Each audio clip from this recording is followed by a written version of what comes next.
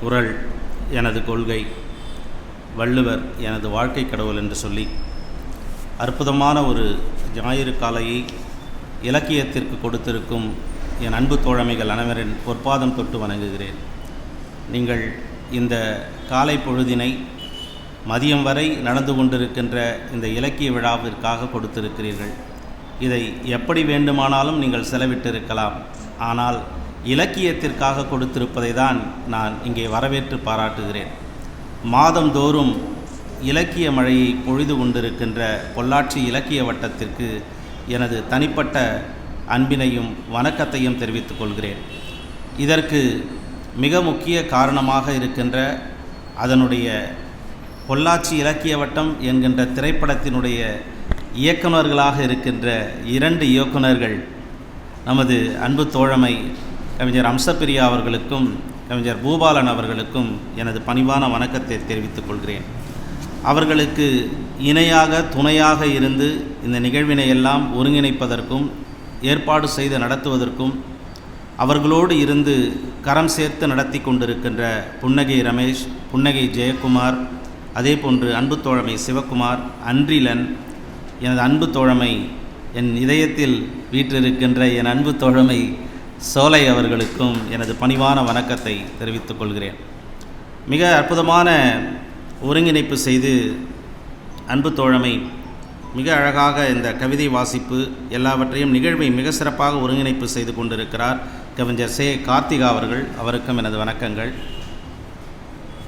அனுசையா பர்வீன் பேசினதுக்கப்புறம் யார் பேசினாலும் எடுபடாதுன்னு நினைக்கிறேன். அத்துணை அழகாக பேசியிருக்கிறார்.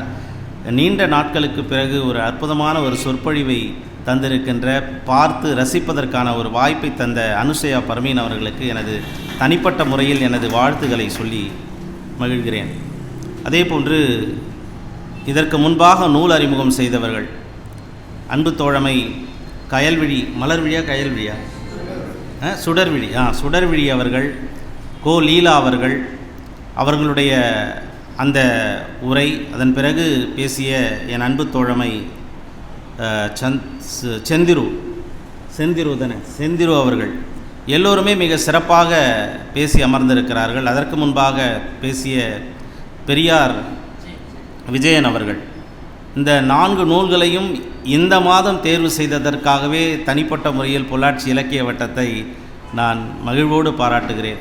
ஏனென்றால் இந்த நேரத்தில் அவர்கள் இந்த ஏற்பாடு செய்ததனால்தான் புனித ஜோதி என்கின்ற ஒரு படைப்பாளரை உருவாக்குவதற்கு காரணமாக இருந்த அவருடைய அண்ணன் ஞானபாரதி எனக்கு சந்திப்பதற்கான ஒரு வாய்ப்பு கிடைத்திருக்கிறது. இல்லை என்றால் அவர்கள் ஒவ்வொருடைய உரையிலும் சொல்லிக்கொண்டே இருப்பார்கள். அந்த ஞானபாரதி யார் என்று பார்க்க வேண்டும் என்ற ஆவல் மிகுந்து கொண்டே இருக்கும். அதை இந்த பொள்ளாச்சி இலக்கிய வட்டம் எனக்கு பூர்த்தி செய்திருக்கிறது. அதற்காகவும் நன்றி சொல்லுகிறேன். அதே போன்று பல விருதுகளை பெற்றிருக்கின்ற, 2 நூல்கள் எழுதி பல விருதுகளை பெற்றிருக்கின்ற என் அன்பு தோழமை ஆனந்த பிரபு அவர்கள், அதே போன்று சாத்தி செந்தில்குமார் அவர்கள், இன்னும் இந்த இடத்திற்கு வந்து இந்த நிகழ்வை கண்டுகளித்து கொண்டிருக்கின்ற அனைவருக்கும் எனது பணிவான வணக்கம். ஒரு பெண் எழுதுகிறார் என்றால் அந்த எழுத்தை மதிக்க வேண்டும், அவருடைய படைப்பாற்றலை மதிக்க வேண்டும் என்று அவருடைய இணையர்கள் 2 இங்கே வந்திருக்கிறார்கள். வெங்கட் அவர்களுக்கும் புனித ஜோதி அவர்களுடைய இணையர் அவர்களுக்கும் எனது மனமார்ந்த வாழ்த்துக்களை சொல்லி மகிழ்கிறேன். காரணம், இந்த பெண் சமுதாயம் எங்கிருந்து வளர்ந்து வந்திருக்கிறது என்பது வரலாற்றை படித்தால் தெரியும். மேலாடை அணிவதற்கு அவர்களுக்கு மறுக்கப்பட்ட ஒரு சமுதாயத்திலிருந்து தான் விருப்பப்பட்டதை எழுத வேண்டும், எழுத முடியும் என்பதற்கு முன்னுதாரணமாக இருக்கிறார்கள் சேரா கிருஷ்ணகுமாரி அவர்களும் புனித ஜோதி அவர்களும். அதற்கு காரணம் அவர்கள் வீட்டில் கொடுக்கின்ற சுதந்திரம், அதிலும் குறிப்பாக கணவர்கள் கொடுக்கின்ற சுதந்திரம். அதனால்தான் அவர்களால் எழுத முடிகிறது. எனக்கு தெரிந்த நட்பு வட்டங்களிலே நான் பார்த்து கொண்டிருக்கிறேன். ரகசியமாக எழுதி வீட்டினுடைய அறையில் அவளுடைய அந்த அரிசி பருப்பு டப்பாக்களிலெல்லாம் அந்த நோட்டு புத்தகத்தை வைத்து அந்த கவிதைகள் புழுங்கி கொண்டிருப்பதை நான் பார்த்து கொண்டிருக்கிறேன்.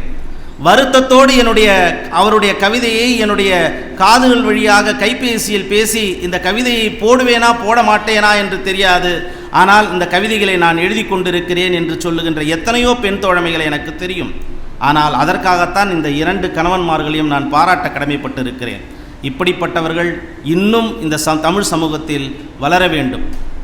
நீங்கள் கொஞ்சம் யோசித்து பாருங்கள், கொஞ்சம் பக்கத்தில் தான் இருக்கிறது ஆப்கானிஸ்தான். அந்த இடத்தில் பெண்கள் அவர்கள் படிப்பதற்கு கூட அனுமதி இல்லை. பிறகு எப்படி எழுத முடியும்? மாலாலா எழுதிய அந்த புத்தகத்திற்காக அவர் தலைக்கு குண்டு சுடப்பட்டது.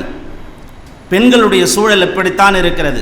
பெண் பக்கம் பேசுபவன் நான். காரணம், எந்த ஒரு பெண் சமுதாயம் வளருகிறதோ அந்த குடும்பம் வளரும், சமூகம் வளரும். அதுதான் புரட்சியும் மாற்றத்தையும் கொண்டு வரும் என்று திண்ணமாக நம்புகிறவன் நான். அதனால்தான் பெண் பக்கம் இருந்து பேசுகிறேன். இப்படி அற்புதமான படைப்புகளை இன்று அறிமுகம் செய்திருக்கிறார்கள். அதில் 2 படைப்புகள் என்னுடைய படைப்புகளையும் எடுத்து அறிமுகம் செய்திருக்கிறார்கள். ஆணியை நம்பும் கடவுள் என்ற ஒரு தொகுப்பையும், என்னுடைய ஐக்கு தொகுப்பான தற்சமயம் வந்த வீடு திரும்புகிறது நிழல் என்ற தொகுப்பையும் பேசியிருக்கிறார்கள். என்ன சொல்வதென்றே தெரியவில்லை. 2 தொகுப்பினுடைய கவிதைகளையும் கேட்ட பிறகு நான் நெகிழ்தலோடு நான் உறைந்து போயிருக்கிறேன். ஆணியை நம்பும் கடவுள், அதுவும் குறிப்பாக நிறைய பேர் அதை தொடாத இடங்களை எல்லாம் தொட வேண்டும் என்று நான் நினைத்த பொழுது எனக்கு பாடுபொருளை என் பயணங்கள் தான் கொடுத்தன. அந்த கவிதைகள், முக்காவாசி கவிதைகள் சென்னையிலிருந்து மும்பை, நான் மும்பையில் கிட்டத்தட்ட 4 வருடம் பணியில் இருந்தேன்.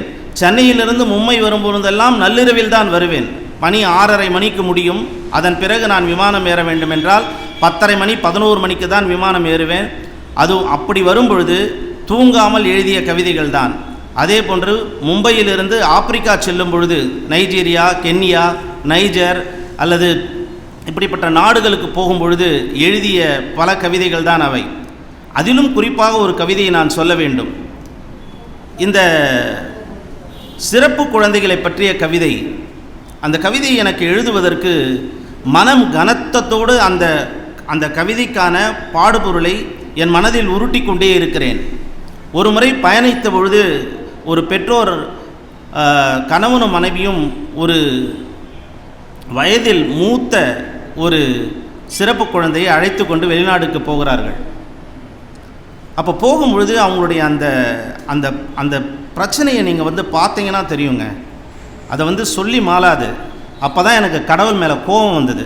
கடவுள் மேலே நம்பிக்கை போனதுக்கெல்லாம் காரணம் இப்படிப்பட்ட சம்பவங்கள் தான். ஏன் இப்படிப்பட்ட படைப்புகளை எல்லாம் அவன் படைக்க வேண்டும்? அவன் படைப்பில் திறன் வாய்ந்தவனாக இருக்கிறான், ஆக்குவதில் திறன் வாய்ந்தவனாக இருக்கிறான், காப்பதில் திறன் வாய்ந்தவனாக இருக்கிறான், அழிப்பதில் திறன் வாய்ந்தவனாக இருக்கிறான். உன்னுடைய படைப்புகளை ஏன் இப்படி கேவலமாக நடத்தி வைத்திருக்கிறாய்? ஏன் இப்படிப்பட்ட படைப்புகளை நீ படைத்து கொண்டிருக்கிறாய் என்ற கேள்வி என் கடவுள் மீது எப்பொழுதுமே வந்து கொண்டிருக்கிறது. அப்படி வருகின்ற நேரத்தில் எல்லாம் எனக்கு பாடுபொருளாக இருப்பவன் கடவுள்தான். அவன் மீது நான் வைக்கின்ற விமர்சனங்கள் எப்பொழுதுமே இருந்து கொண்டே இருக்கும். ஒவ்வொரு புத்தகத்திலும் கடவுள் மீது விமர்சனம் வைக்காத கவிதைகள் என்னில் இருந்ததே கிடையாது. காரணம், இப்படிப்பட்ட சம்பவங்கள் தான். ஏங்க, நேற்று டெல்லியிலேருந்து வரேன். டெல்லியிலேருந்து வரும்போது எங்களுக்கு முன்னாடி இறங்குறாங்க. முன்னாடி அவங்க அந்த குழந்தையை கூட்டிகிட்டு வந்ததுனால அந்த உண்மையிலுமே அந்த பைலட்டுக்கும் அந்த ஏரோஸ்டஸ்க்கும் நான் பாராட்டு தெரிவிக்கணும்னு நினச்சேன். மின் இருக்கையில் இருப்பவர்களை நகர்த்தி பின் இருக்கைக்கு அமர்த்தி விட்டு அந்த சிறப்பு குழந்தையும் அந்த பெற்றோரையும் முன்னிருக்கையில் அமர்த்த வைத்தாங்க. ஏன்னா இறங்குவதற்கு சௌரியமாக இருக்கும். அந்த குழந்தையால் நடக்க முடியலைங்க. அந்த பையனுக்கு எப்படியும் ஒரு 25 வயதும் இருக்கும். அப்பாவும் அம்மாவும் ஒரு கையில் பிடிச்சிட்டு வராங்க அந்த குழந்தைய. அவனுடைய ஓசை வித்தியாசமாக இருக்கிறது. ஆணு வாயை ஒரு மாதிரி கோணிக்கிட்டு கத்துறான். அந்த குழந்தை தானே. எத்தனை வழியே அந்த பெற்றோர்கள் சுமந்து கொண்டிருப்பார்கள். லீலா சொன்னது போல நான் சொல்லுகிறேன், நான் எழுதியது கூட உயரம் கம்மி தான். அவன் சிறப்பு குழந்தையாக கடவுள் பிறக்க வேண்டும் என்று எழுதினேன். இல்லை, அவன் சிறப்பு குழந்தையாக கூட பிறந்தால் கூட அவன் வலியை உணர மாட்டான். ஏனென்றால் அந்த மனநிலையில் அவன் இருப்பதில்லை. அவன் பெற்றோராக இருக்க வேண்டும், பெற்றோராக பிறக்க வேண்டும். அப்பொழுதுதான் அந்த வலியை உணர்வான் என்று நான் அதை திருத்தி எழுத வேண்டும் என்று நினைக்கிறேன். அந்த இடத்தில் நான் ஆப்பிரிக்கா போகும்பொழுது நான் பார்த்த அந்த சிறப்பு குழந்தையை கூட்டிச் சென்ற அந்த பெற்றோர்களை பார்த்தும் நேற்று பார்த்ததும், என் வீட்டிற்கு ஒரு 10 வீடுகள் தள்ளி வசந்தம் என்ற ஒரு அமைப்பு இருக்கிறது. அது சிறப்பு குழந்தைகளை பராமரிக்கின்ற ஒரு இடமாக இருக்கிறது. ஒவ்வொரு காலையும் நான் நடைபயிற்சி செல்லும் போதெல்லாம் அந்த குழந்தைகளை பார்க்கும் பொழுதெல்லாம் மனம் கனத்துவிடும். அப்பொழுதுதான் இன்னொன்றை நினைப்பேன், இந்த இயற்கையும் காலமும் நமக்கு எப்படிப்பட்ட வாழ்க்கையை கொடுத்திருக்கிறது, எப்படிப்பட்ட இயற்கையால் ஆசீர்வதிக்கப்பட்டவர்கள் நாம் என்பதை ஒவ்வொரு கணமும் சிறப்பு குழந்தைகளை பார்க்கும் பொழுதெல்லாம் நான் உணர்ந்து தெரிந்து கொள்கிறேன். அப்பொழுது இந்த இயற்கை பழிப்பதற்கு இது எப்பொழுதுமே எனக்கு மனம் வந்ததே இல்லை. அப்படிப்பட்ட படைப்புகளில் இருந்து நாம் இருக்கிறோம் என்பதை ஒவ்வொரு கணமும் நான் உணர்கிறேன். அப்படிப்பட்ட சூழல்கள் தான் இப்படிப்பட்ட கவிதைகளை உருவாக்குவதற்கான ஒரு சந்தர்ப்பத்தை எனக்கு தந்து கொண்டே இருக்கிறது. அது அழுக்கு துணிகளாக இருக்கட்டும், எத்தனையோ தலைப்புகள் அதில் இருக்கின்றன. திருநங்கை திருநம்பிகள் எப்பொழுதுமே அவர்களை பார்த்தால் எனக்கு ஒரு மரியாதை உண்டு அவர்கள் மீது. நான் வெளிப்படையாக சொல்லுகிறேன், அவர்கள் எத்தனையோ பிரச்சனைகளை உங்களுக்கு தந்திருக்கலாம், அவர்களை கேவலமாக இந்த சமுதாயம் பார்க்கிறது. ஆனால் என்றாவது யோசித்திருக்கிறோமா அவர்கள் அப்படி இருப்பதற்கான காரணம் எதுவென்று? அதை சீர் செய்வதற்கு யாராவது முயற்சி எடுத்திருக்கிறார்களா? ஆனால் ஒரே ஒரு மனிதன் யோசித்தான். அதை கூட இங்கே விமர்சனம் வைத்தார்கள். நான் இங்கே அரசியல் பேசவில்லை, அவர்களுக்கு ஒரு வாழ்வுரிமை வேண்டும் என்பதற்காக கலைஞர் ஒரு திட்டம் கொண்டு வந்தார். அதை இந்த இடத்தில் நான் சொல்ல கடமைப்பட்டிருக்கிறேன். அரசியல் பேசுவதாக என்ன வேண்டாம். எளியோர்களை குறித்து எவன் சிந்திக்கிறானோ அவன்தான் தலைவன். சரியா இல்லையா? எளியோரை குறித்து எவன் சிந்திக்கிறானோ அவன்தான் தலைவன், அவன்தான் தலைமை பீடத்தை அலங்கரிக்கக்கூடிய தகுதி வாய்ந்தவன் என்று நான் நம்புகிறேன். அப்படிப்பட்ட ஒரு சிறப்பான தலைவராக அவர் வாழ்ந்திருக்கிறார். அவர்களுக்கு ஓட்டுரிமை பெற்றுக் கொடுத்தார். ஓட்டுரிமை பெற்ற முதல் மாநிலமாகவும் தமிழ்நாடு இருந்திருக்கிறது. எத்தனையோ புரட்சிகளை செய்திருக்கிறது. இதையெல்லாம் அந்த பதிவுகளில் கொண்டு வந்திருக்கிறேன். அந்த திருநங்கை திருநம்பிகள் கேட்கின்ற கேள்விகள் எப்படி இருக்கும் என்பதை அவர்களை பார்க்கும் பொழுது நாம் உணரும் பொழுது தெரியும். வீட்டிலிருந்து மறுக்கப்பட்டவர்கள், கால் ஊனமானவர்கள், மனநிலை பாதிக்கப்பட்டவர்கள், இவர்களையெல்லாம் வீட்டில் வைத்திருக்கிறீர்கள். எப்பொழுதெல்லாம் நீங்கள் எத்தனை மனநிலையில் இருக்கிறீர்கள், அப்படி இருந்தும் உங்களை குடும்பம் ஏற்றுக்கொண்டிருக்கிறது, வீட்டில் இருக்கிறீர்கள். ஆனால் இயற்கையின் காரணமாக மாற்றத்திற்கு உட்பட்டவர்களை அவர்கள் நிராகரித்து வெளியே தெருக்களில் சுற்ற விட்டு கொண்டிருக்கிறார்கள். என்றாவது நாம் அதை உணர்ந்திருக்கிறோமா? இருந்ததில்லை.